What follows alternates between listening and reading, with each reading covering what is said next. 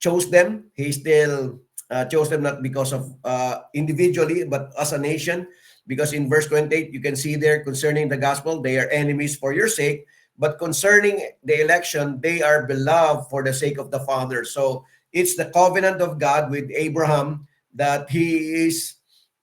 That's the reason why even if the nation of Israel turned their back from God, still God gave them an opportunity to come to know Him as their Lord and personal Savior. So in verse 29, you can see therefore the gifts and the calling of God are irrevocable. So that's the great word that we can see there, that the calling of God, the salvation that we have, it is irrevocable because it is God Himself who designed it. That's why we call it the sovereign decree or the sovereign design of God for each and every one of us. So when we talk about our salvation, in spite of who we are, we were given that opportunity in spite of our sinfulness, wretchedness, in spite of our rebellion.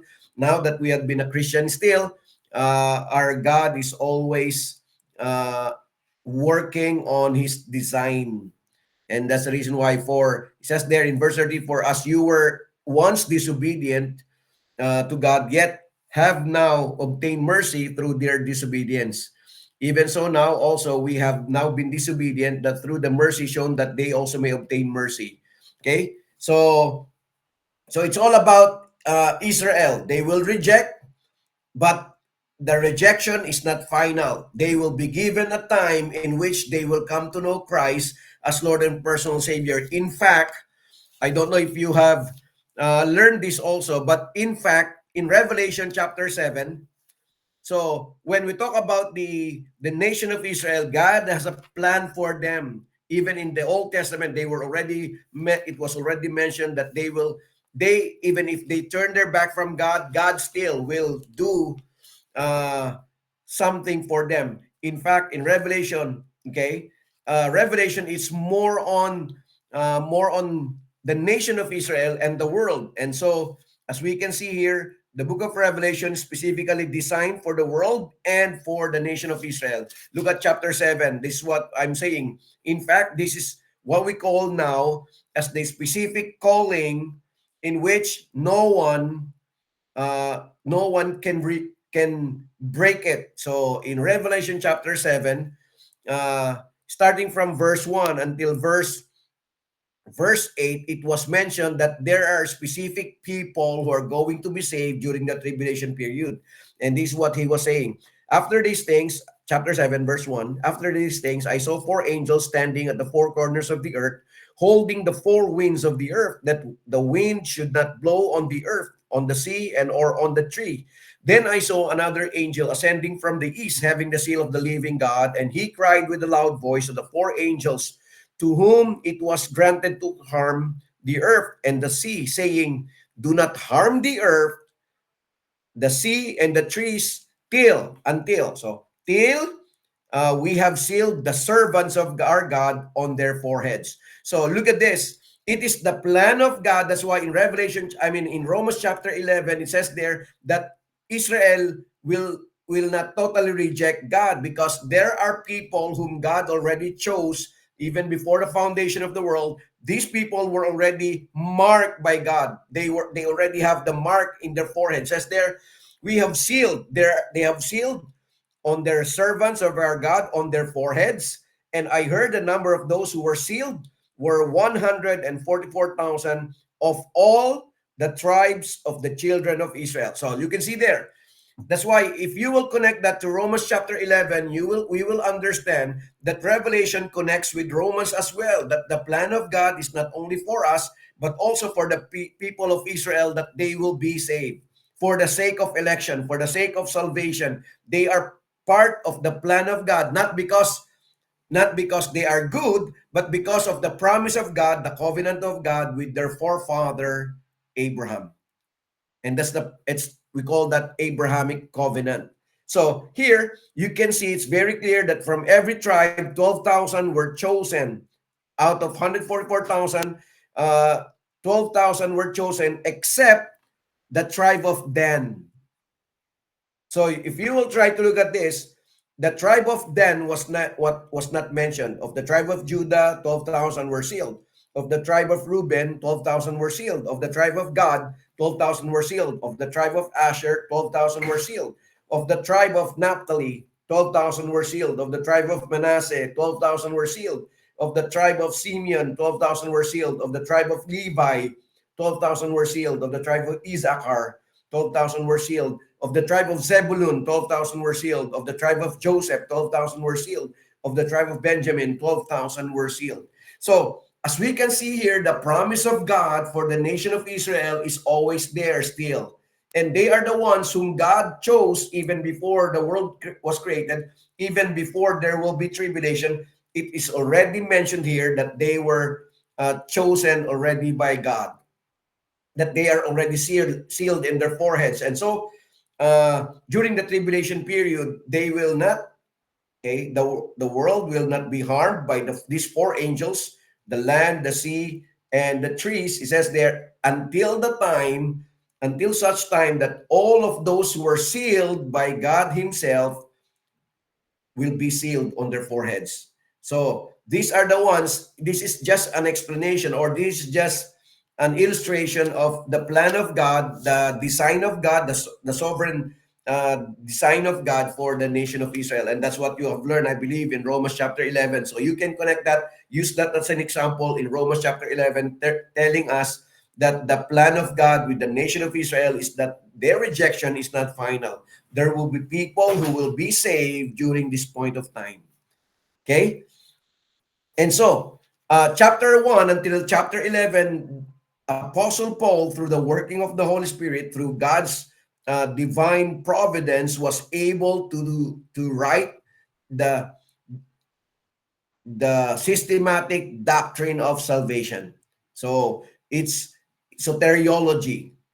So Romans chapter 1 until chapter 11 is all about soteriology. It's all about the doctrine of salvation. But right after knowing everything, that's why look at this, verse 34 and 35 in Romans chapter 11 says there, for who has known the mind of the Lord, or who has become his counselor, or who was first given to him, and it shall be repaid to him. For of him, and through him, and to him are all things, to whom be glory forever. Amen. So this is all, that's why you can see there, this is all the plan of God. This is all the design of God. So whatever is happening in this world right now, not only in the nation of Israel, it is all for his glory. So everything was planned by God, and we call that as divine decree, or the sovereign plan of God. So for of him, and through him, and to him. So it is all for him to be glorified, through him so that he will be magnified, and to him so that he will be glorified. So are all things, to whom be glory forever. Amen. So after telling us from chapter 1 until chapter 11, telling us about the doctrine of soteriology or salvation, now immediately he shifts to what we call now as from chapter 12 until the last chapter, chapter 16, Paul shifts from theology to practice. So he shifts from the doctrine to practical way of living. So basically, if we claim to be Christian, so this is what Apostle Paul was now telling the believers in Rome, that if you have truly acknowledged Christ as Lord and personal Savior, if you understand everything now and about your salvation, now what should you do? So this is the basic question of Apostle Paul. So if we know that Christ is the master of our lives, if we know that we had been saved from the wrath to come, and in chapter 8 says there is therefore now no condemnation to them who are in Christ Jesus. Knowing the salvation that we never deserve, knowing that we had been saved, what can God expects from us right now? So what God expects from us? So that's a basic question. So upon knowing that you had, let's go back to Romans chapter 3. So look at Romans chapter 3. verse 23 until 24 and 25, you can see here that in chapter 3, it says there how sinful we are, how wretched we are, how we how we have turned our back from God. Chapter 3, verse 11. There is none who understands, there is none who seeks after God. And then look at verse 12. They have turned aside, they have together become unprofitable. There is none that doeth good, not even one. So that's how sinful we are. And then, if you will continue, verse 23 says there, for all have sinned and come short of the glory of God, or fall short of the glory of God. But look at verses 24 and 25. It says there, being justified freely by his grace through the redemption that is in Christ Jesus, whom God set forth. Look at the word. We were redeemed. That is in Christ Jesus. We have experienced redemption in Christ, whom God set forth as the propitiation or the payment or the appeasement for our sins by his blood through faith to demonstrate his righteousness. So when we talk about propitiation, I believe you already learned this. When we talk about propitiation, it means it is the idea in which he satisfied the desire of God for the payment of the sins of those who are his. The payment of the sins, let's say, of the world. Okay. So when we talk about the sufficiency of the death of the Lord Jesus Christ is sufficient for all, but it is only effective, it is only efficient, it is only for those whom he had chosen. It is only for those whom he had saved. It is not for all. Of course, it is sufficient. When we talk about the death, it is potential, but remember this, it is only applicable to those who are his. It is only given to those who are his. So people will say, oh, the Lord Jesus Christ died for all men. Basically, let's say we accept, but whether we like it or not, his death is only for those who are elect. So we don't have debates, or we don't do debates with those people who believe that Christ's death is for all. But the only thing that we tell them is that, okay, let's say Christ died for all men, but when we talk about salvation, are all men going to heaven? Not at all. Actually, more people are going to eternal lake of fire than those who are going to heaven, than those who are going to be saved. So it is only efficient, it is only effective, it is only for those who are truly his. And this is what Apostle Paul was now telling us. We had been justified, we have been declared not guilty of any kind of sin by his grace through the redemption that is in Christ Jesus. So it's very clear here that he became the appeasement, he became the payment, he satisfied God the Father because he died on our behalf. So again, his death is only effective to those who are his. It is not effective to all men. It is only efficient to those whom he had called, though to them only whose names were written in the Lamb's book of life, even before the world was. It was only given to those whom he knew by names. And that's the reason why you are all saved. We are all saved. Okay. That's why when we heard the gospel, we immediately responded to the call, because we were called, because we were chosen, because our names were already written there in the Lamb's book of life, even before the world was, even before Satan or Lucifer sinned against God, before he rebelled against God and took 1/3 of the angels together with him in Romans chapter 12, verse 3, 4. So it's Revelation, for us to understand that 1/3 of the angels followed Satan because they were deceived by Satan. Revelation chapter 12, it says here, and another sign appeared in heaven. Behold, a great fiery red dragon. So look at this, fiery red dragon. When we talk about the dragons, it speaks about Satan, having 7 heads and 10 horns and 7 diadems on his head. And his tail, verse 4, drew one third or the third of the stars of heaven and threw them to the earth. And the dragon stood before the woman who was ready to give birth to devour her child as soon as it was born. So, uh, when we talk about the dragon, it speaks always about uh, Satan. It is always about the devil. Okay, so here in Macau and others, they always show the dragon as if it is that dragon is always, it means uh, wealth or it means riches for them. But in reality, in the Bible, it always speaks about Satan.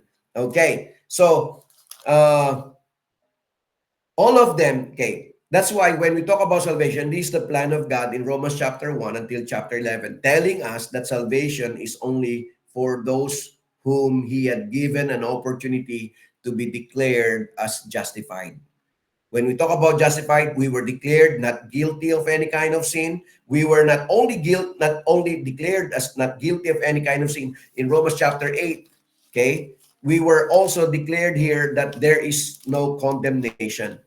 Okay, so it's very clear. There is therefore now no condemnation to them who are in Christ Jesus, who do not walk according to the flesh, but according to the Spirit. So now, Apostle Paul was explaining, so I'm just giving the background. So for us to understand chapter 12 until chapter 16. So chapter 12 until chapter 16 now is all about the application of what we are learning. It is now the application of understanding that salvation that was given to us, we who are not even worthy to accept, to receive that salvation, we who are not even worthy to be redeemed. So that's the word. We were redeemed, and yet even in that redemption, who amongst us is worthy of that redemption? No one, and yet God gave it to us. So knowing all of those, knowing that there's no condemnation, that knowing that you had been saved in spite of how sinful you are. So Apostle Paul's declaration now is this: knowing all of those, knowing that we have been saved in spite of who we are, in spite of our wretchedness, in spite of our sinfulness, in spite of our wickedness, in spite of being corrupt, in spite of being rebellious, in spite of being disobedient. So what can we now offer back to the Lord of what He has given to us? So starting from chapter 12, verse 1 until chapter 16, at the end part, he was now telling us what God expects from a true follower of the Lord Jesus Christ. This coming Sunday, I'll be preaching on Matthew chapter 7, verse 21, because the text or the in the other church, not in our church here, because here in our church at Good Shepherd, our theme is about Thanksgiving this Sunday. But on the other church, the theme is they're doing book study in the book of Matthew. And so I asked them what passage. So they said anything in chapter 7. So I was able to pick chapter 7, verse 21 until verse 23, telling the Lord Jesus Christ telling that not all who calls me Lord, Lord shall enter the kingdom of God. So here, let's presume that everyone accepts Christ as Lord and personal Savior. Okay. I pray that all of us are sure of our salvation. Remember, our subject matter in this class is about evangelism. We cannot evangelize. So first and foremost, we need to understand we cannot evangelize people if we ourselves have not experienced the truthfulness of God's grace.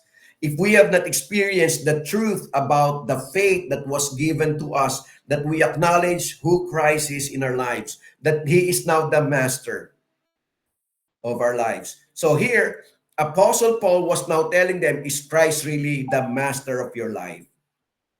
That's why if you will try to go to Romans chapter 12, starting from verse 1, you can see there three things. First, you can see there the appeal of Apostle Paul. I beseech you, I appeal. That's the word. I am appealing to you, dear brothers. And then you can see there his argument. And then you can see there also his advocacy. So knowing what Christ did in our lives, knowing that we had been saved in spite of our in spite of our wretchedness, in spite of our sinfulness. Now that we have received Christ, now that we have a true relationship with Christ, that everything that we have, the salvation that we have, the faith that we have, is all given by God's grace. So it's all by God's grace that we have the faith, that we have accepted Christ, that we have recognized Him as the Lord of our lives. Knowing, therefore, that He is now the Lord of our lives, the question now is, what are we going to do in return? So that's a very basic question that Apostle Paul was now answering, or was now trying to tell us in this passage, starting from chapter 12 until chapter 16. So now, Apostle Paul was simply telling them, now you know about your salvation. Now you know that you are secured for eternity. So this is what is good from this passage. Now knowing that you are secured for eternity, that no one can remove you from the hands of God, chapter 8, that you had been declared as not guilty of any kind of sin once and for all by God, knowing all of this, that He became the propitiation for your sins, the payment, the appeasement for your sins, that He redeemed you from eternal damnation to everlasting glory. What now? So you see, it's a basic question by God, by Apostle Paul. No, through the working of the Holy Spirit, it's a basic question for each and every true follower of the Lord Jesus Christ. He was simply telling the Roman believers, knowing all of this, what will you give God in return? Folks, I think this is the best understanding that we need, or the best realization that we need to understand. It makes us think God did everything to us. God gave everything for us, not to go to eternal lake of fire. God designed that we will no longer be in damnation, in hell, that we will not experience the eternal doom or everlasting doom in eternal lake of fire, knowing that we are no longer going there and experience the hardships. And we all know what hell is. We all probably already have learned that all throughout. Hell is a fire that does not quench. In the book of Mark. So let's just go for a while in the book of Mark.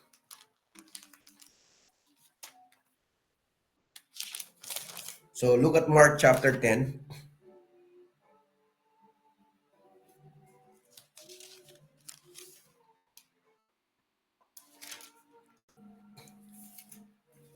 Oh, Mark chapter 9. Oh, here it says there, starting from verse 42, but whoever causes one of these little ones who believe in me to stumble, it would be better for him if a millstone were hung around his neck and he were thrown into the sea.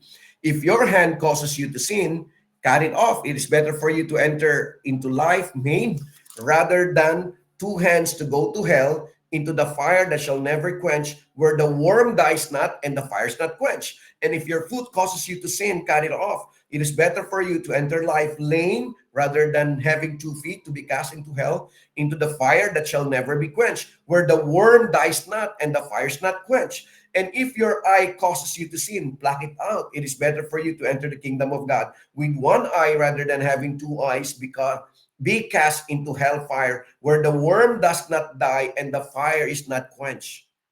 So this is just an example of what hell is, or what eternal lake of fire is. And that's how God saved us from that kind of situation. God saved us from that place. God delivered us. So that's the word. God removed us, saved us, rescued us from that place in which there's an agony. Remember in the book of Luke, the rich man, look at the rich man in the book of Luke, chapter 16. Luke chapter 16, starting from verse 19, but I will just read verse 24 of verse 23. And being in torments in hell, or Hades, He lifted up his eyes and saw Abraham afar off and Lazarus in his bosom.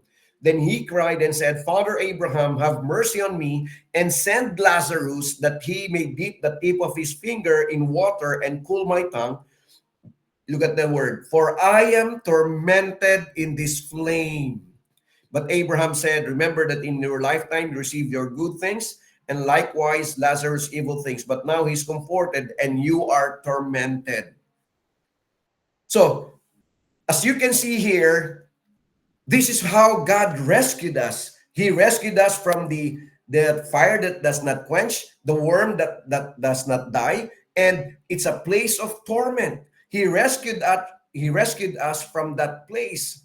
Knowing that we have been delivered from that place, we have been rescued from that place. Now, what shall we do in return? What shall we give God in return?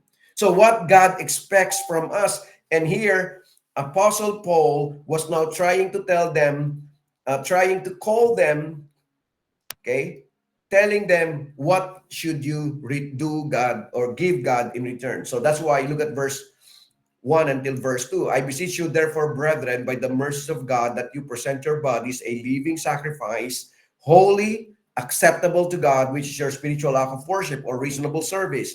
And be not conformed to this world, but be transformed by the renewing of your mind, so that you may prove what is the good and acceptable and perfect will of God. Here, Apostle Paul, through the working of the Holy Spirit, remember, it is the Holy Spirit who was guiding him, telling him. So it's not enough to tell the people that you are saved. So folks, remember this. There are lots of people who claims that they are Christians, quote unquote, that they have been born again. But the very core or the very question is this. It is not enough to claim that we are born again. It is not enough to tell the people that we have been saved. It should be seen in us. Remember, a true follower of the Lord Jesus Christ can be known not because they tell people, not because they claim or declare that they have been a Christian. It is seen by the way they live. And this is what Apostle Paul was now telling us in the first two verses. I beseech you, therefore, brethren, by the mercy of God, that you keep on presenting. The word present there simply means you are giving back your life to the Lord. It means you are giving your life as a gift. So that's the original meaning of that word. We are giving back our lives as a gift to God. Remember, in the Old Testament, whenever they offer the best. So if you will go back to the book of Leviticus, starting from the first chapter until the end, you can see there chapter 1, chapter 3. So look at this. Leviticus. I'll just give you some examples. They are to give the very best of their gifts to the Lord. Look at verse 3, chapter 1, Leviticus chapter 1, verse 3. If his offering is a burnt sacrifice of the herd, let him offer a male without blemish. So look at that word. It's perfect.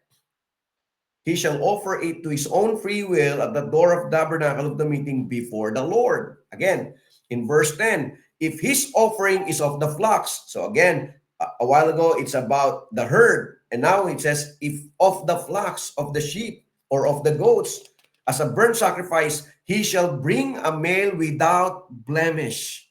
Chapter 3, verse 1, when his offering is a sacrifice of a peace offering, if he offers it of the herd, whether male or female, he shall offer it without blemish before the Lord. Verse 6, if his offering is a sacrifice of peace offering to the Lord, is of the flock, whether male or female, he shall offer it without blemish. Chapter 4, verse 3, if the anointed priest sins before bringing guilt on the people, then let him offer to the Lord for his sin, which he has sinned, a young bull without blemish as a sin offering. He shall bring the bull to the door of tabernacle of meeting before the Lord, and lay his hand on the bull's head and kill the bull before the Lord. So you can see there again and again and again, the Lord was simply telling them, Lord God, the Jehovah. Okay, when we say Lord in the Old Testament, remember this, it's about Jehovah. So whenever I use the word Lord in the Old Testament, the name is Jehovah. So it was just translated as Jehovah, or others use the word Jehovah, but the others translate it as Lord. So in the Old Testament, they use the word Lord, and in the New Testament, they use the word Kurios. It means Lord, God.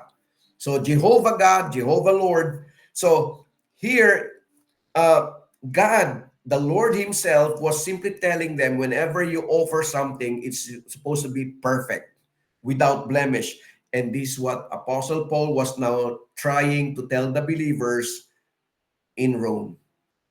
He was trying to tell them, you claim to be Christians, you already experienced the love of God, you experienced the mercy of God, the grace of God, that you are rescued from the penalty of sin. You have been rescued from the eternal misery in hell. Now, what are you going to give back to the Lord? Look at this. When we give our lives as a gift to the Lord, it says there, we present it as a gift. First, it says there, living sacrifice, because of course, in the Old Testament, they need to kill the bull, the flock, the herd to offer. But in the New Testament, we're giving our own selves. That's why it says there, a living sacrifice. So in whatever capacity that we can be used by God, give it. But it says there, when we give ourselves as a living sacrifice, it should be a holy sacrifice. Second, it said it should be an acceptable sacrifice to God. So you can see there Paul's argument. The one you can see there the appeal in the first part of first verse, and then you can see there his argument. Whenever we give something to the Lord, it should be perfect. Just like in the book of Leviticus, God only wants perfect sacrifices. He doesn't want to receive things that are uh, sick or things that are not worthy. That's why in the book of Malachi, so again, let's go to the book of Malachi chapter 1 for us to understand. Malachi chapter 1, they were trying to give their sacrifices, but God will never accept it because of what they were giving. Look at Malachi chapter 1. I will start from verse 6. A son honors his father and a servant his master. If then I am the father, where is my honor? If I am the master, where is my reverence? Says the Lord of hosts. To you priests who despise my name, yet you say, in what way we have despised your name? So look at verse 7 until verse 8. You offered a defiled food on my altar, but say, in what way we have defiled your food? Defiled you by saying, the table of the Lord is contemptible. And when you offer, look at this, the blind as a sacrifice, is it not evil? And when you offer the lame and sick, is it not evil? Offer it then to your governor.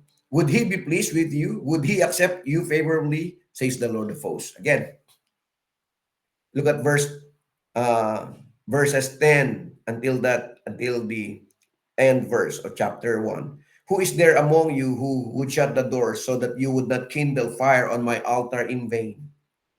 I have no pleasure in you, says the Lord of hosts, nor will I accept an offering from your hands. So look at the words of God Himself. I will not accept the offerings from your hands.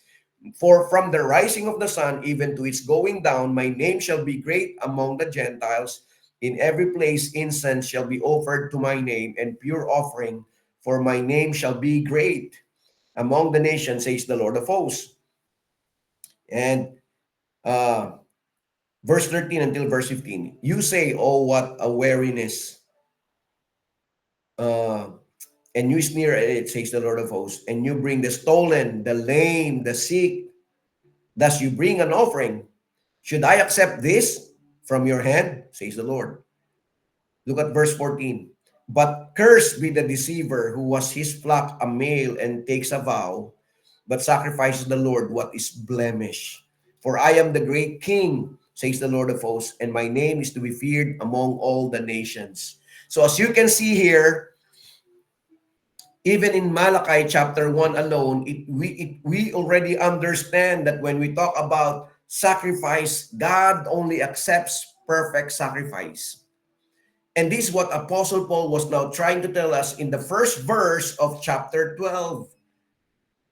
If we know that we are going to heaven with him for eternity, then what are we going to bring back to the Lord in return? So the challenge for each and every one of us now is that how can we give fully to the Lord what is his? Remember, when we accepted Christ as Lord and personal Savior, we did not accept him only as the Savior of our lives. We accepted him as the Lord of our lives. We have accepted him as the master of our lives. So, being the master of our lives, what are we going to bring back to him? So, it's up to us. But remember this, that's why even when we share the word of God, even when we talk to people, telling them about our faith, so the very question there is that, are you true to what you are saying? And again, there are lots of people who claims to be Christians, claims to be followers of the Lord Jesus Christ, but it is not seen in their lives. And this is what Apostle Paul would like the believers in Rome to fully understand. They claim to be Christians, they claim to be followers of the Lord Jesus Christ, then it should not just be a claim, it should not just be a declaration that they are saved, that they are Christians, that they are born again. It should be seen in their daily lives. And this is what Apostle Paul was now trying to inculcate into the minds of these people. I beseech you, therefore, brethren, by the mercy of God, that you present your bodies a living sacrifice, holy and acceptable unto God, which is your spiritual act of worship. And says there, be not conformed to this world, but be transformed by the renewing of your mind, that you may prove what is the good and acceptable and perfect will of God. So God expects us, when we claim to be Christians, as born again, as members of whatever church that we are members with, remember, it is not about just being in the church during Sundays. It is about how we live so that people will see Christ in the way we live in this ungodly world. And it says there, be not conformed to this world. Be not in conformity to the world in which it is full of sin. I think we had this discussion. I think I preach on this. I'm preaching actually on this. Look at the word. Let us try to go to Second Corinthians chapter 6. And probably we already learned this. Second Corinthians chapter 6 until chapter 6 verse 14 until chapter 7 verse 1. So this is what we are learning here in our church. This is what we were trying to study for the last 2 Sundays. It says there, do not be unequally yoked together with the unbelievers. For what fellowship has righteousness with lawlessness? And what communion has light with darkness? And what accord has Christ with Belial? Or what part has a believer with an unbeliever? Or what agreement has the temple of God with idols? For you are the temple of the living God, as God had said, I will dwell in them and walk in them, and I will be their God, and they shall be my people. Therefore, come out from among them and be separate, says the Lord. Do not touch what is unclean, and I will receive you. And I will be a father to you, and you shall be my sons and my daughters. Look at chapter 7, verse 1. Therefore, having these promises, beloved, let us cleanse ourselves from all filthiness and of the flesh and the spirit, perfecting holiness in the fear of God. So, if you will try to look at that, the word in chapter 6, verse 14, the word unequally, it means do not be in same path together with the unbelievers. So, the idea there, if you will try to look at that, the idea of the writer is that you cannot, because this is the working term, you cannot mingle or you cannot join together a horse and a cow when they pull a cart. So they are not it is not right if you will bring two different animals to work together, or if they're going to till the land, if you will use a cow and a carabao together, it is not accepted. So it should be two horses in one cart, or let's say two cows in one cart, let's say, or two carabaos in tilling the land. So it is not acceptable even during the time of the during the time of the Lord Jesus Christ, or during the time of those uh, in the early times. They will never use a horse, or even a donkey that they are using, a donkey and a horse together. So it should be a donkey and a donkey together, side by side, in juxtaposition. It is supposed to be, let's say, a cow and a cow together, side by side. So there should be no different. I mean, the animals should not be different from each other, or else it will be chaos. And this is the problem now of what Apostle Paul was now trying to tell us also in Romans chapter 12. Be not conformed simply means, of course, we can be friends to this unbelieving world. We can be friends to these unbelieving people, but we never do what they are doing. We never go with them just to be uh, accepted in their society or in their circle. Remember this: the words of the Lord Jesus Christ, even people will hate us when we speak or when we stand for the truth. People will never like us if ever we stand for the truth. So that's why, if you will try to look at our position, even in our workplaces, not all in our workplaces are Christians. Yes, we can be friend with them, but we can mingle with them, but we cannot join them on the way they live here on earth. So God expects us to live for God. Remember in Matthew chapter 5, the Beatitudes, look at the uh, reminder of the Lord Jesus Christ for the believers. It says there, verse 10, Blessed are those who are persecuted for righteousness' sake, for theirs is the kingdom of heaven. Blessed are you when men shall revile you or persecute you and say all kinds of evil against you falsely for my sake. Rejoice and be exceedingly glad, for great is your reward in heaven. For so they persecuted the prophets who were before you. And look at verse 16. As we jump, I will just jump fast. Let your light so shine before men so that they may see your good works and glorify your Father in heaven. In spite of people getting angry at us, people will hate us simply because of our relationship with the Lord Jesus Christ, standing for the truth. But that's the advocacy. That's what God expects from us. That's the argument of Apostle Paul for true followers of Christ. Yes, we are not, yes, we are in this world, but we are not with the world. So there's a difference there. We are in this world, but we never walk with the world. And there are lots of passages about the world. And we all know, even First John is a good passage reminding us that we should not live with the world. First John chapter 2, verse 15 until verse 17. Do not love the world, neither or the things in the world. If anyone loves the world, the love of the Father is not in him. For all that is in the world, the lust of the flesh, the lust of the eyes, and the pride of life is not of the Father, but is of the world. And the world is passing away, and the lust of it, but he who does the will of God abides forever. So this is a reminder for each and every one of us that when we talk about salvation, and when we talk about our lives as or ourselves as a Christian, as a follower of the Lord Jesus Christ, then we should have a definite life, or we should have a definite barrier for unbelievers.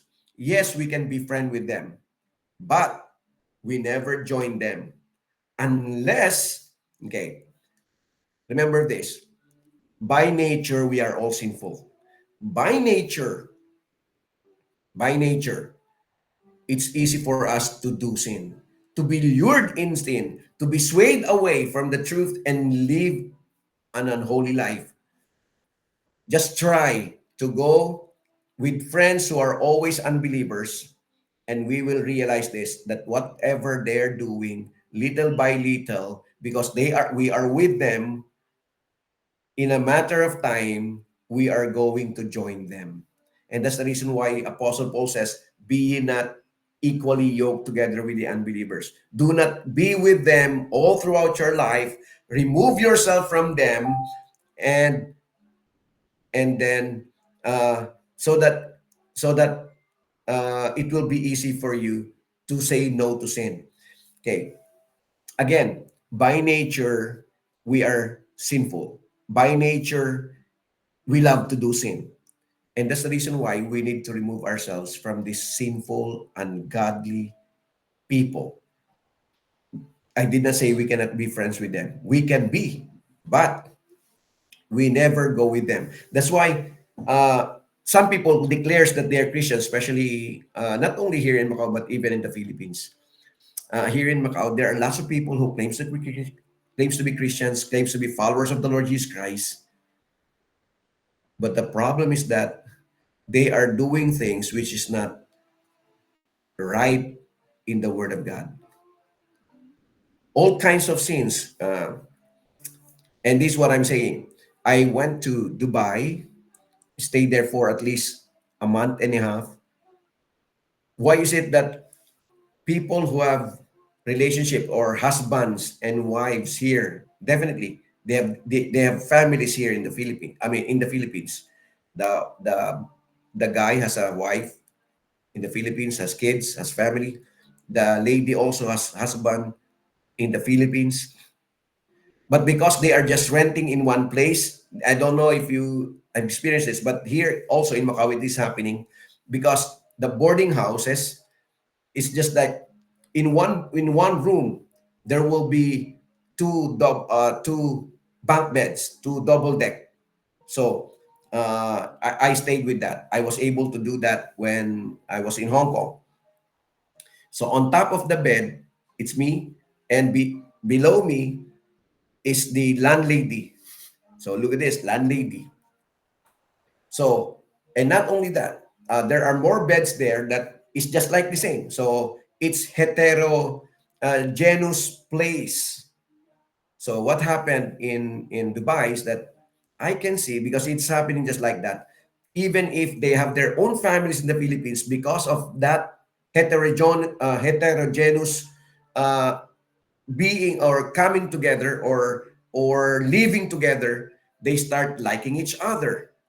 So they are developing relationships with others, with each other, and so they will have a relationship.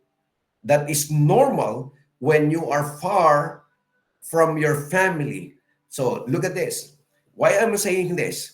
Because it is not only happening in Dubai, it is also happening there, here in Macau, and it is also happening in Korea.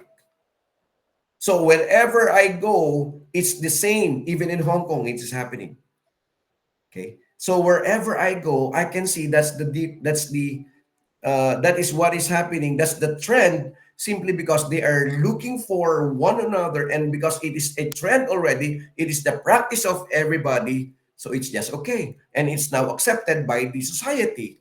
But for a true follower of the Lord Jesus Christ, this is what Apostle Paul was now telling us, that we should remove ourselves from these ungodly practices.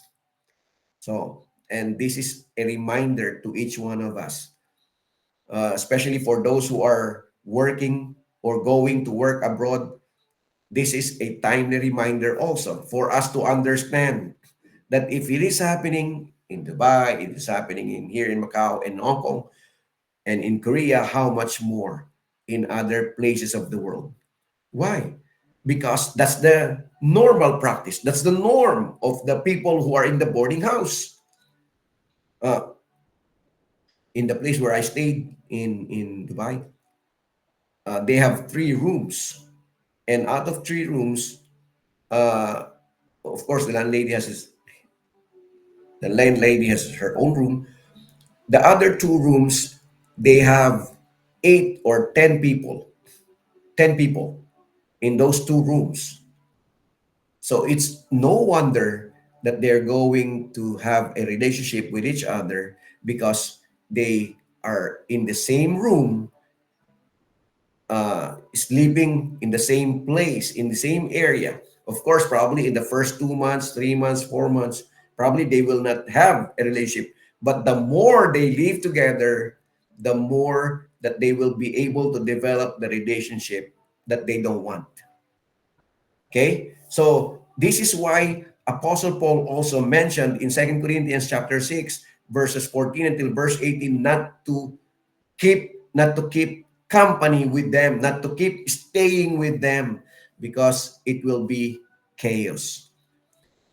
Why? Because by nature we are so sinful. And that's the reason why in verse 2 it says there, do not be conformed to this world, but be transformed by the renewing of our mind, so that we may prove what is that good and acceptable and perfect will of God.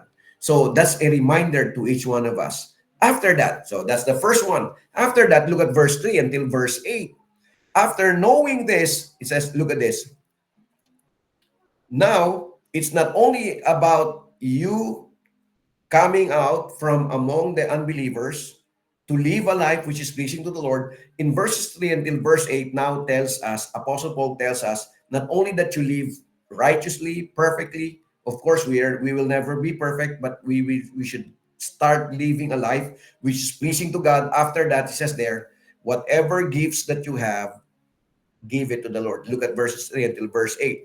For I say, through the grace given to me, to everyone who is among you, not to think of himself more highly than he ought to think, but to think soberly, as God also dealt each one a measure of faith.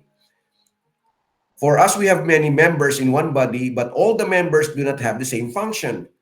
So we, being many, are one body in Christ, and individually members of one another. This is the same in 1 Corinthians, a reminder to us. Having then gifts, verse 6, differing according to the grace that is given to us, let us use them. So, Apostle Paul, again, from theology to practicality, from doctrine to practice. Okay? So, it is not enough for you to know that you're saved. It is not enough for you to be knowledgeable or everything. This is the problem with most people. There are lots of things that they know in their minds, but the problem is they cannot practice it in their lives. So here, this is what Apostle Paul was now trying to tell us. It is not enough for you to know the doctrine. What is best is that you know the doctrine at the same time, you know how to apply it in your lives, and we call that as wisdom. So here, having then gifts differing according to the grace that is given to us, verse 6, again, let us use them. So we all have different gifts. So if prophecy, let us prophesy in proportion to our faith. Or ministry, let us use it in our ministering. Or he who teaches in teaching. He who exhorts in exhortation. He who gives with liberality. He who leads with diligence. He who shows mercy with cheerfulness. So God expects us first and foremost to remove ourselves from ungodly world, to not be conformed to this sinful and dim, dark, ungodly present world system. As we remove ourselves from this present world system, it says there, now he was telling us also to give whatever gifts that God has given us for him and to him. So no one amongst us can say, oh, I don't have a gift. All of us have. Not one, probably, not zero. Everyone has at least one. Others, the Lord Jesus Christ said, others have 30, others have 40, 50, 60, or 100. So all of us have different gifts, but God expects us that whatever gift that we have that was given to us, let us use it wisely. Okay, remember this. All of us will give account to the Lord. Whatever gifts that we have, if we will not use it, we will give account to that. Remember, look at this. Second Corinthians chapter 3. Second Corinthians chapter 3. I mean, uh, chapter 5, I mean, Second Corinthians chapter 5, verse 9 until verse 11. Therefore, we make it our aim, whether present or absent, to be well-pleasing to Him.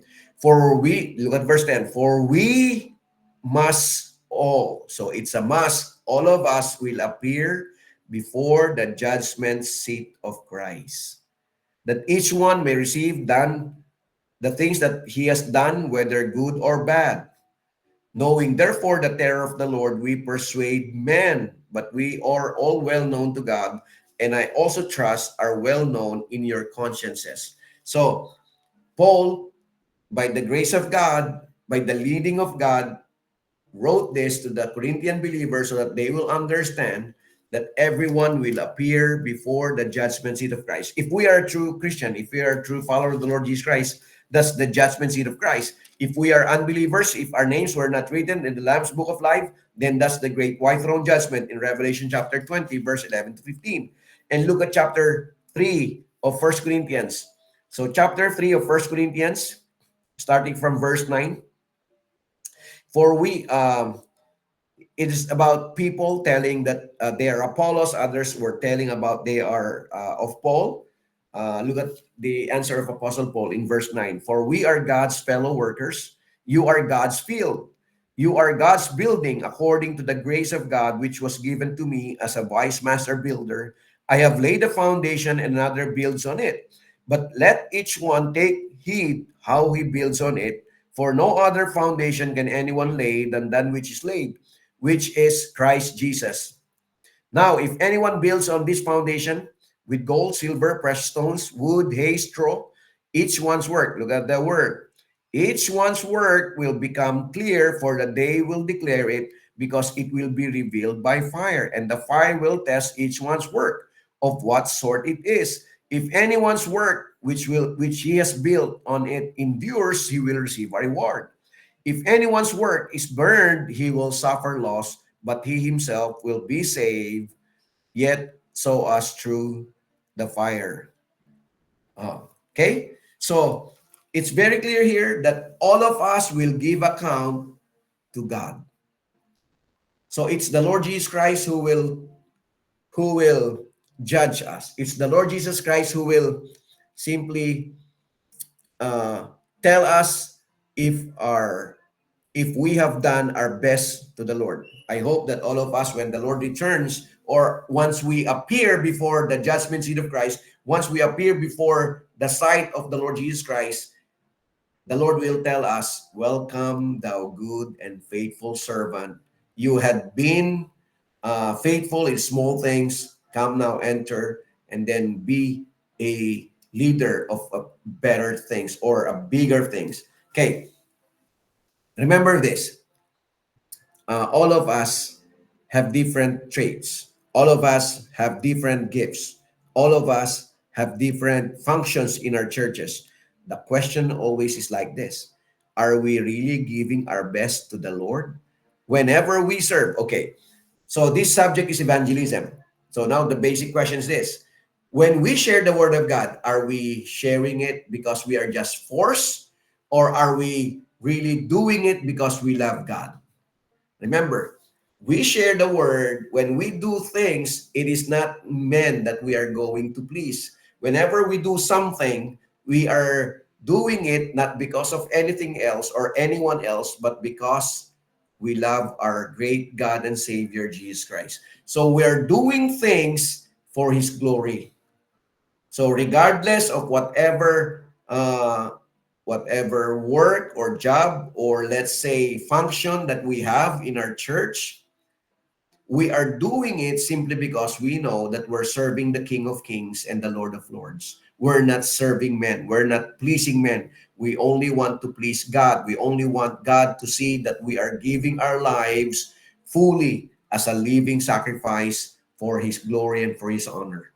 So that's what God expects from each and every one of us. That's why it says there, first, Give your life fully to the Lord. So that's the first two verses. We need to give our lives fully to the Lord. And as we give our lives fully to the Lord, in verses 3 until verse 8, now he tells us that we need to give the best talent that we can give to him. So whatever gifts, whatever talents, whatever was given to us, it says there, whether prophecy, let us prophesy. Whether ministry, let us minister. Whether teaching, let us teach. So we have different gifts. And I believe we all already determined whatever gifts God has given us. We already understand whatever gifts that God has given to each and every individual. So no one can say, I have no gift, because all of us have. It's just that, are we willing to use that gift for His glory? Are we willing to give it back to the Lord? Remember, the salvation that we have, it was just given to us. Even the talents that we have, it was just rented to us. Okay? It was just lent to us. The question is, uh, are we going to return it back to the Lord, or going to use it for the Lord? So if we have a talent of singing, just sing. If we have the talent of teaching children, just teach. So if whatever gift that God has given us, if our gift is for teaching kids, or our gift is all about singing for praise and worship, or singing in the choir and whatsoever, use that talent. Remember, God has given us that voice to use it for Him. If we are not using the voice that God has, well, let's say, uh, gift of singing, gift of music, and if we are not using that gift of music or singing or whatsoever back, if we do not give it back to the Lord, then the Lord will just remove it from us, because He knows we're not obedient to His word. Not only that, we are not surrendering fully what God expects from us. Sometimes the problem with us Christians people is that, or Christians or born again people, is that we are willing to give up everything except the things that we know that is most useful to Him. So whatever gifts or talents that you have, use it for His glory. Okay, is there any question? Or let me continue. If there's a question, just simply ask a question. Raise your hand, or if you don't understand anything, if you have not understand something, just simply raise your hand, or just butt in. Okay? So far, okay naman. Are we understanding everything that I'm teaching? No, kasi I'm just a pinch teacher. Pastor Jesse just told me an hour before we start, 6:30 yata, nung nakita ko yung sulat niya, sabi niya, oh, can you pinch in for me? So, that's why I'm here. Okay? Uh, not only that, okay, not only that, we in uh, verses 9 until verse 21. Now, again, the application of what our salvation means. Actually, this is about how we should behave like a believer. How should we behave like a Christian? So look at verses 9, starting from verse 9 until verse 21. So here also, remember the Old Testament saying, an eye for an eye, a tooth for a tooth. But here, uh, Apostle Paul was now trying to tell them, we are different. So as a Christian, we don't live like the world. We don't do whatever the world is doing right now, because we know that we are accountable to our Lord and Savior Jesus Christ. Look at this. Let love be without hypocrisy. Abhor what is evil. Cling to what is good. Be kindly affectionate to one another with brotherly love, in honor, giving preference to one another, not lagging in diligence, fervent in spirit, serving the Lord, rejoicing in hope, patient in tribulation, continuing steadfastly in prayer, distributing to the needs of the saints. So look at this. These are all part, let's say, ministry that God has given us. That these are all part of probably a gift that was given to us. We know that whatever gift, because it is a burden to our hearts. So the gift that God has given us, it's a burden to our hearts. That's why Apostle Paul was now telling them how to practice those gifts. So distributing to the needs of the saints, given to hospitality, bless those who persecute you, bless and curse not, rejoice with those who rejoice, and weep with those who weep. Be of the same mind towards one another. Do not set your mind on high things, but associate with the humble. Do not be wise in your opinion. Repay no one evil for evil. Have regard for good things in the sight of all men. If it is possible, as much as depends on you, live peaceably with all men. Beloved, do not avenge yourselves, but rather give place to wrath. For it is written, vengeance is mine, I will repay, says the Lord. Therefore, if your enemy is hungry, feed him. If he is thirsty, give him drink. For in so doing, you will heap coals of fire on his head. Do not be overcome by evil, but overcome evil with good. So look at this. Apostle Paul was now trying to tell them, again, this is a practical way of living, practical way of life. So even if we share the word of God, even if we go out and share the gospel to the lost, remember this, they will never believe us unless it is seen in our lives. No. This is what I have realized here when upon returning here. Because of course, when I was in the States for the last 8, 9 years, we have no trucks distribution, so it's no longer accepted in the States. We can no longer give trucks distribution, or we cannot do trucks distribution. Sometimes we give the daily bread and others. Here we tried also. We tried to do trucks distribution for fellow Filipinos there in some of the parks here, because we can see Filipinos there in the park. They are at night. You can see them having their drinking buddies. They will just drink. I don't know if they're working here or they're just here to look for a job, but you can see them in some parks. So you can see Filipinos drinking together. But okay, we tried to share, to give trucks. I realized that it is no longer effective because people will never look at it. They will just throw it in the trash can or garbage bag. So that's what they're doing. It's just that uh, even if we prayed for those trucks, it's no longer acceptable. I don't know in the Philippines, but because since I arrived, we were not able to do trucks distribution yet. But this is what I have learned. So this is what we can only win people to the Lord Jesus Christ. So this is more accepted. We can easily win people to the Lord Jesus Christ if they will see Christ on the way or in the way we live. They will only come to know Christ if we are going to show them who Christ is in our lives. So uh, if we share, of course, this is an evangelistic class. If we share the word of God and the heart is not there, even those people whom we are sharing the tracts or the gospel with, they will never believe us. The Holy Spirit will not speak to them. The Holy Spirit will not work with them because they cannot see Christ in the way we live. So it's never, that's why even if we don't have trucks, as long as we are living for Christ, as long as these people around us, surrounding us, will see the way we live, that we are living differently from this ungodly and sinful world, then it's a lot easier for us to tell them that's the reason why we are living like this. They will recognize, they will understand that we are living for the Master. We are living for the King of Kings and the Lord of Lords. We are living for the Lord Jesus Christ. So that is what we can see in the way we live, what people can see in sharing the word of God. So here, uh, in verse 9, even Apostle Paul tells us, let love be without hypocrisy.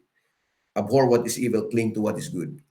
So in practical way of life, we need to do this. We need to show the world that we are simply different from them. In fact, look at verses 14. Bless those who persecute you. Bless and curse not. Rejoice with them, rejoice with them who rejoice, and weep with them who weep.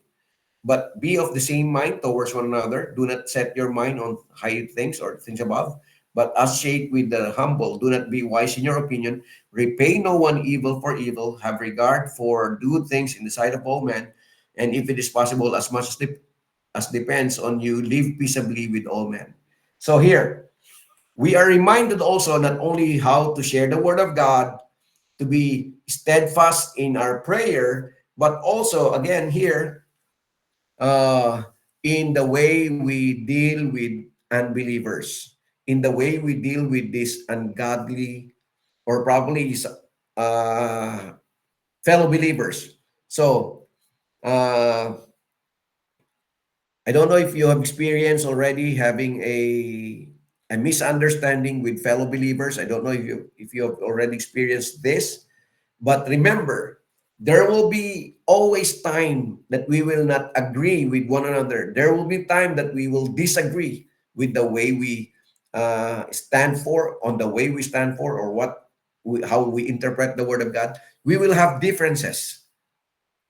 So it is normal because we are all living creatures. We have different traits. We also, at the same time, because of sin, we have different likes and dislikes. We have different norms or standard, or let's say read among ourselves.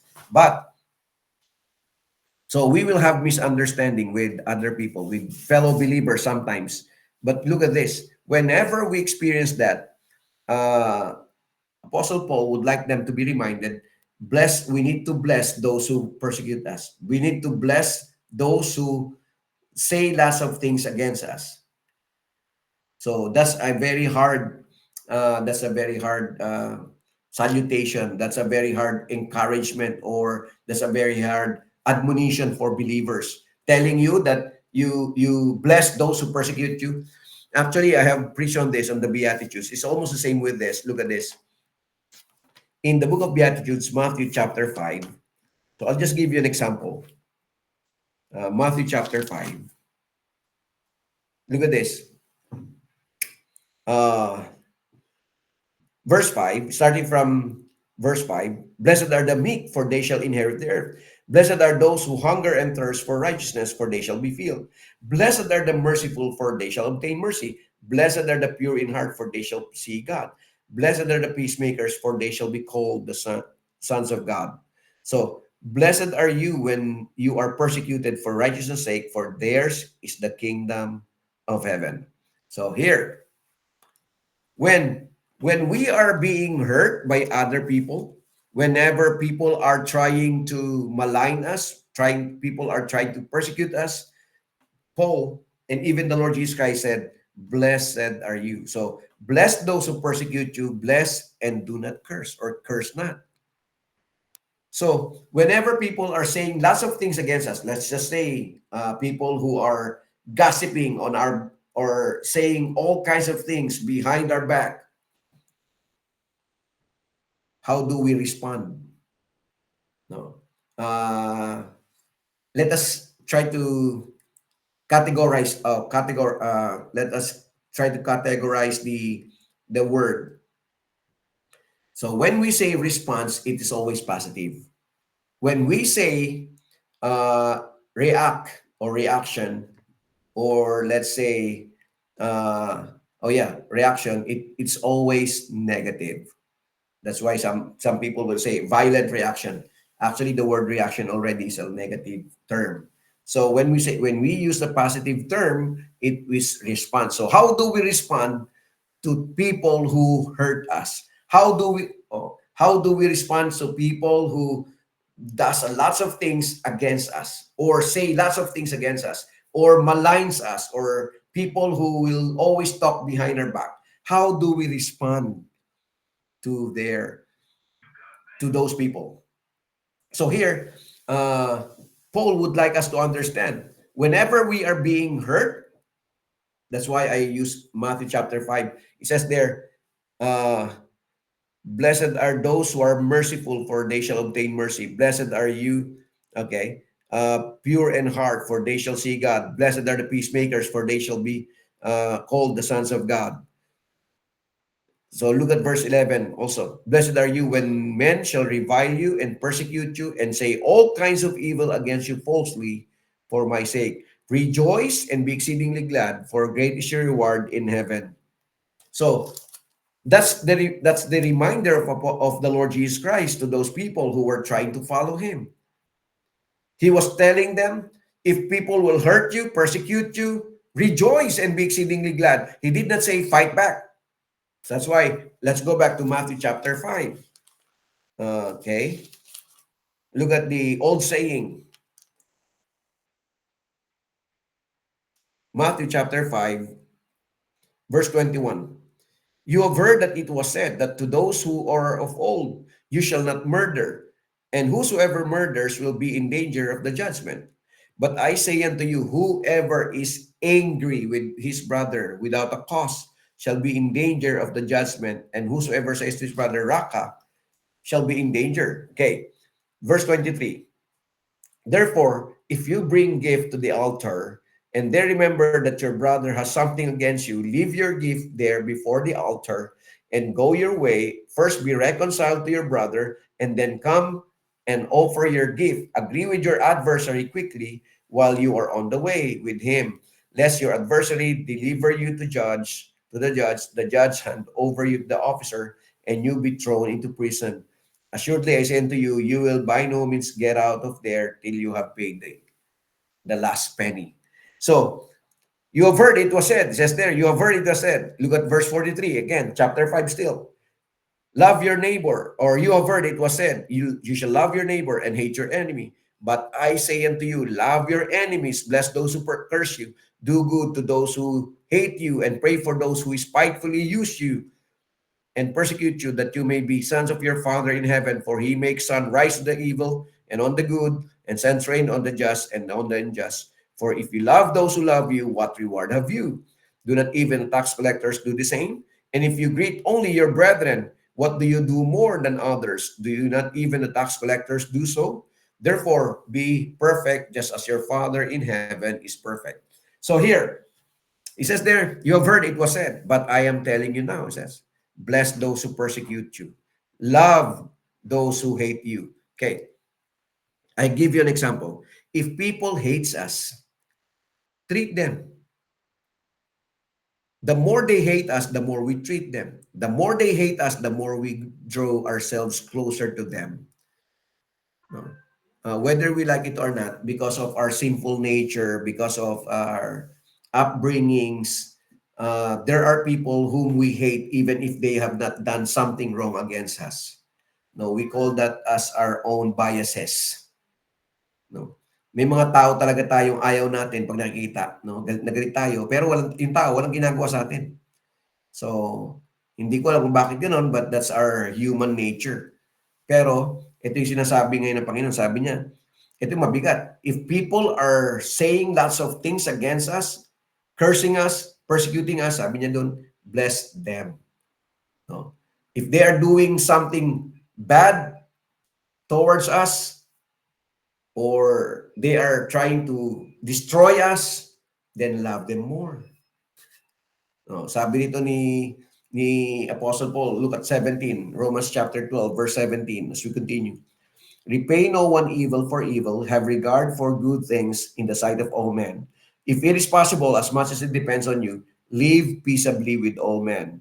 And look at chapter 12, verse 19. Ito yung paalala sa atin. Beloved, do not avenge yourselves. So, pag tayo sinaktan, no, naalala ko na maraming makukulit ng mga tao, di ba? Pag binato ka ng tinapay, no, batuhin mo rin siya ng tinapay. Yung meron daw binato ka ng bato, batuhin mo ng tinapay. Pero ngayon hindi na, no? Pag binato ka ng bato, no, sabi niya hindi na batuhin mo ng tinapay. Sabi niya hindi lang tinapay na may kasamang garapon. No, sabi nila, ayan yung mga kalokohan mga tao ngayon, eh. Pero sa Panginoon hindi. Ang sabi niya rito, live peaceably with all men, di ba? Beloved, do not avenge yourselves. Bakit? Ang sabi niya rito, do not avenge yourselves, Do not fight for yourselves. Sabi niya, if they are hurting you, persecuting you, do not retaliate, do not react, or do not fight back. Bakit? Sabi niya rito, look at what he says. Do not avenge yourselves, but rather give place to wrath. For it is written, vengeance is mine, I will repay, says the Lord. Therefore, sabi niya rito hindi ko sinabi to, sabi ng Biblia, sabi ng Diyos sa atin, if your enemy, okay, ang kaaway natin is hungry, feed him. If he is thirsty, give him drink. For in so doing, you will heap coals of fire on his head. So, a true follower of the Lord Jesus Christ, because we have experienced the love of God. So, this is just a continuation of this, or this just a simple conclusion in this part. If we have experienced the love of God, if we truly experience the love that we never deserve, then God expects us to do it in the same way. Who amongst us is worthy to be saved? Who amongst us here is worthy to be loved? No one. And yet, God had shown his love towards each and every one of us. And that's the reason why God expects us to do that in return, especially to those people who hates us, those people who are destroying us, trying to destroy us, people who are doing things against us. Sabi niya dito, if your enemy is hungry, feed him. If he is thirsty, give him drink. So this is the exact opposite of our true nature. By nature, okay, this is the truth. And we all accept this. We need to accept this. This is the truth. Whenever we are being hurt, whenever people are destroying us, or let's say people are hurting us, doing things against our will, by nature, it is our tendency to fight back. By nature, it is our tendency to protect ourselves. But the Bible is very clear. No, instead of fighting back, instead of retaliating, what does the Bible say? Beloved, do not avenge yourselves, but rather give place to wrath. For it is written, vengeance is mine, I will repay, says the Lord. Therefore, if your enemy is hungry, feed him. If he's thirsty, give him drink. For in so doing, ito yung mabigat doon, you will heap coals of fire on his head. Do not be overcome by evil, but overcome evil with good. So God expects us to be godly, really. I know it is hard, but this is what God expects from us. In chapter 13, starting from the first verse, it's about how we live in this world, especially in our country. In spite of massive corruption in our country, in spite of that, still we need to pray for our government. We need to pray for the president. We need to pray for the vice president. We need to pray for all the cabinet members.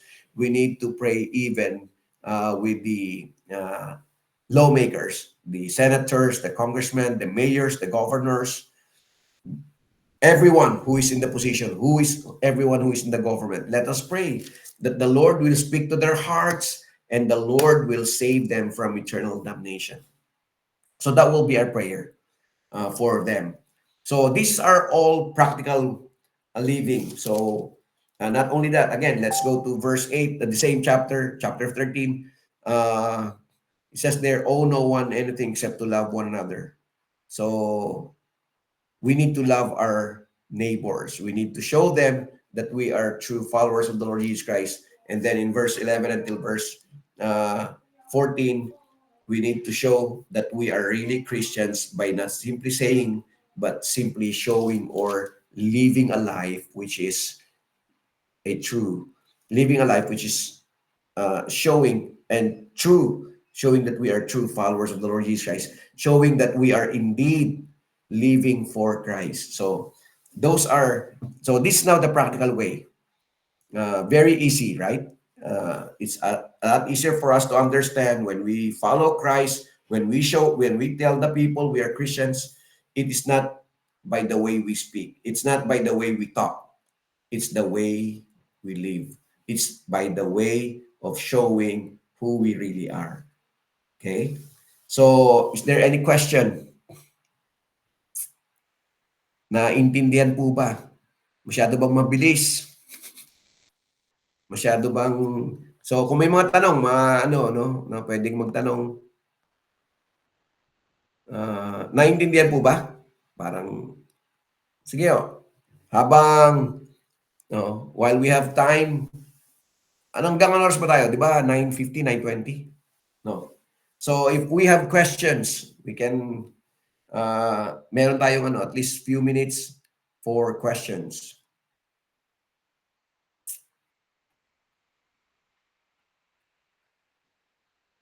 Oh, wala. So, walang tanong? Pwede na ako mag... So, may announcement ba? Bukas, anong oras ang pasok? 8:30 to 11:30 ba yun? 8:30 to 11. Alam ko, ang klase bukas. So, Pastor Jesse will be teaching tomorrow morning. Sinano ko lang ngayon because meron yata silang emergency.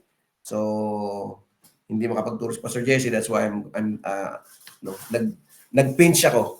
Pinch teacher. Ang tawag doon. Sa mga baseball, ang tawag doon pinch hitter eh. Yung hindi siya makapalo, pero dapat siya kapalo, merong tinatawag na pinch hitter. Siya yung papalo lang para doon sa tao. So, ganun. So, ganun din ang ginawa ko ngayong gabi. I am the pinch teacher. Okay? So, wala nang tanong? Happy Thanksgiving para doon sa mga ano. No.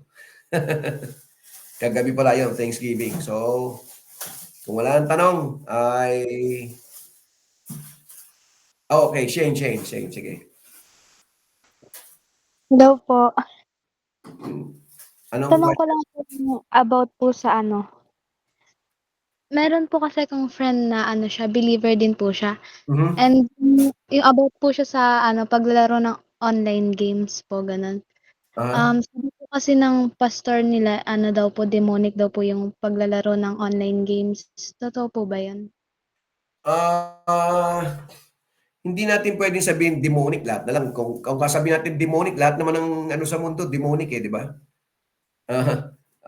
Kasi nga, ginagamit ng Diablo lahat ng bagay para malure ang tao sa kasalanan. Pero ang tanong ganito, ano bang klaseng online game yan? Ito yung tanong ito yung unang tanong natin, basis, norm natin. Ito ba nagiging hindrance sa kanyang spiritual growth? So if it is already making him or it hinders him or hinders her to his or her spiritual growth kasi mas marami na yung oras niya para doon kaysa sa Panginoon, syempre, it is already a sin. Di ba? Ganun lang naman yun eh. Parang ako, inaamin ko naman, no? Pag nagre-relax ako, naglalaro ako eh. Pero online yun, no? Pero hindi yung online game na tulad ng ML, abin. ML ba tawag doon? Oh, ML, ano tawag doon? Ano? Mobile Legends. Mobile Legends, okay. So, yung mga ganun, kasi kahit ako noon naglalaro ako eh, kasi may computer ako, pag nagre-relax ako, kailangan kong kung hindi ako naglalaro, nanonood ako ng mga nakakatawa, no, mahilig ako. Ako nanonood ako, may mga time ako talaga nanonood ako ng Pipito Manaloto. So inaabangan ko lagi 'yan, no. Dati Bubble Gang nung may ano pa, nung Brad Pitt. Pero ang tanong ba, masama ba 'yon? So ganun lagi 'yon. Masama ba 'yon? Masama 'yon kung sumosobra. Masama 'yon kung nagiging hindrance na 'yon para hindi na ako magbasa ng Bible, nagiging hindrance na 'yon para hindi na ako manalangin. So, yun na yun. So, lahat ng bagay pwedeng gamitin ng Diablo para tayo ay mapalayo sa kanya. No? If it is becoming a hindrance already for us, so better stop it. Ngayon, sa mga games, no, wala namang problema sa mga games kasi may mga pagka bumili ka ng cellphone ngayon, may mga kasamang games na solitaire, ang daming games eh. Sabi ko, pambira, pag bumili ka ng phone, di ba? Yung phone ko matagal na, pero ang daming games doon, hindi ko pa nalalaro. May mga solitaire, mga kung ano pa yung mga nakalagay sa phone. So, pag binili mo yun, automatic nandun yun. Pero, ang tanong ganito, ginagamit ba natin? So, kasi pag sinabi mong lahat masama, lahat demonic, di ba ginagamit din ng Diablo yung drums. So, hindi na tayo gagamit ng drums. Tama? Kasi, yung mga bass guitar, yung bass guitar, yung mga, anong tawag doon, yung gitara, no? Ano ba ginagamit sa mga ano yan, mga nung araw, mga rock and roll, yung mga ginagamit naman nila yan eh. Ang tanong hindi na natin gagamitin kasi ginagamit ng Diablo eh. So, it's all the same. It's just that how we disciplined ourselves, no? Kasi ano yun eh, dapat may oras tayo para sa Panginoon. Because if we spend much time, sabi mo nga, doon sa mga laro ng Mobile Legends, so on and so forth, mga games na yan, if we are spending much time with those games more than the time that we have with God, then definitely Satan is already using those to lure us and to remove us from Him. Di ba? Tandaan natin maigi, by nature, we are sinful. By nature, gusto natin gumawa ng kasalanan. By nature, ay madali tayong maakay o madali tayong masilaw sa kasalanan. No? Madala ng kasalanan. Kasi nature natin yun eh. Kaya nga, if it is already hindering us for us to serve God, to spend much time with God, then definitely alisin natin. Okay? So hindi lamang yung mga games, mobile games. No, marami. God can use the enemy can use even our friends. Sabihin natin ganito no, hindi masama magkaroon ng fellowship with fellow believers, di ba? Pansinin niyo maigi. Pagka magkakasama tayo minsan, nagkukwentuhan. Pero ang tanong ganito, pag tayo ba nagsasama-sama, how much time do we spend in reading the Word of God or studying the Word of God? Kasi okay sa akin ang fellowship. Walang problema ang fellowship. Nag-fellowship tayo. Pero whenever we fellowship, do we talk about God? Or nag-fellowship tayo pero kung ano-ano pinagkatawanan natin, nagkukwentuhan tayo, no? Pero minsan hindi na ipasok doon sa pag-uusap natin yung paano tayo lumago sa pananampalataya. O, di ba? So, ginagamit din yun ng kalaban, ng kaaway, para akala natin, dahil magkakasama tayong mga Kristiyano, akala natin, okay yun, hindi. Kasi minsan, sa 3 oras, 4 na oras magkakasama, minsan hindi man lang nabanggit yung paano ba tayo lumago sa pananampalataya o paano ba tayo manalangin, paano ba tayo magbasa ng Biblia. So, sometimes, it is also being used by the enemy. So, we cannot say that it's only, yung nga sabi ng pastor na, ano yun? Yung game, no? Yung online gaming or online games na kasalanan. Lahat gagamitin. Actually, lahat, no? Wala tayong pwedeng hindi sabihin na hindi pwedeng gamitin. Lahat pwedeng gamitin ng kalaban eh. Even the time that we fellowship with one another, may mga time na nagkukwentuhan, no? Nakakatawang kwentuhan. Pero there are also times, I don't know if you have experienced this, but yung mga alam niyo mga kwento-kwentuhan lang. Pero kung anong pinag-uusapan natin kahit mga Kristiyano, minsan na ako dito kasi may mga Kristiyano nag-uusap ko, kwento-kwentuhan sila pero minsan ng group, mga joke lang, di ba? Nag-green joke sila eh. So, nagkakasala sila, hindi nila parang sa kanila okay lang, tanggap nila pero I believe God is not being pleased. No? Mga Kristiyano, naglalaro ng basketball. So, ibig sabihin, ganito yun. Because when we play basketball, hindi ka naman maglalaro ng basketball na 1 minute, 2 minutes lang eh. So, maglalaro ka ng basketball. Yes, let's say you will spend 2 hours. Di ba? So, ganun din. In that 2 hours, kuminsan naglaro ng basketball, nakapaaway pa. Oh. So, lahat yun pwedeng gamitin ng lahat pwedeng gamitin ng kaaway. Kaya nga, dapat discreet din tayo. dapat hindi lamang word na discrete, dapat alam natin yung ating limitations. So, kung sinabi ng ano, no, hindi, kasi hindi pwedeng sabihin na, oh, ito, kasalanan to, kasalanan yan. Hindi natin makategorize na ito yung kasalanan, ito hindi. Kasi lahat ng bagay pwedeng gamitin ng dyablo para tayo magkasala. Okay? So, maliwanag ba yun? Okay, Shane. Okay? Thank you po. Okay, welcome. So, wag mo sabihin na, Pastor, hindi lang ito. Basta, discrete lang. Pag sinabing discrete, meron kang allotted time, hindi pwedeng buong araw mo nandun na. Okay? Meron pa? May mga wala ng tanong. So, busy ng iba. Parang walang announcement? Si Ay ba nandiyan? Si Ay? Para announcement? Hana. Wala ka bang announcement, Hana? Para sa sa class? Wala. So, okay. Itutuloy natin bukas ng bukas ng umaga. Hindi ko alam kung ako pa rin o si Pastor Jesse na siguro. Kasi busy lang siya. Okay? So, let's close in prayer. Let's pray. Wala ng tanong. Our gracious God and Heavenly Father, once again, we would like to thank you for your word. Thank you, Lord, for reminding us.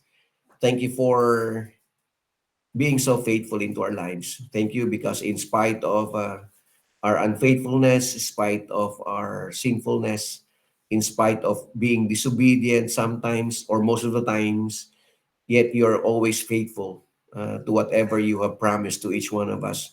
Thank you, Lord, for reminding us that because we have been saved from eternal damnation in hell, because we had been declared righteous, so Lord, you expect us to live a life according to our claim. So once again, we would like to thank you for reminding us on how to live in this ungodly world, on how to behave ourselves as Christians, as followers of the Lord Jesus Christ.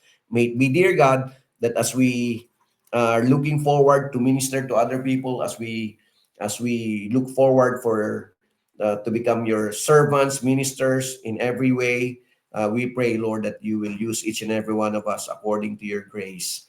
And we thank you also for reminding us that we need to give the fullest that we can give. We need to give our lives fully to you.